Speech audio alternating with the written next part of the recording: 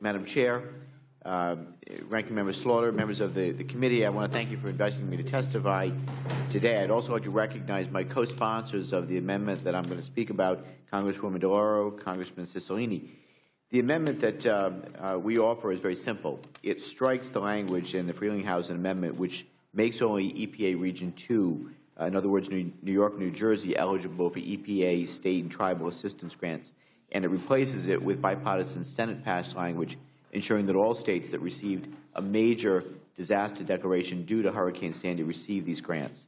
The amendment also waives the cost share requirement for such grants. Since the Hurricane Sandy hit our states in late October, members from across the East Coast have come together to demand the same treatment for our constituents as we afforded to those of the Gulf Coast following Hurricane Katrina, and to those in the West following devastating wildfires, and to so many others when disaster struck their communities. All we ask is the timely appropriation of disaster assistance so that our states can begin the long recovery process.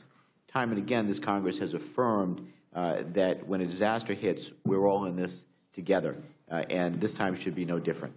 Unfortunately, the language contained in the Frelinghuysen Amendment makes only New York and New Jersey eligible to receive these critical EPA funds and fails to meet this standard.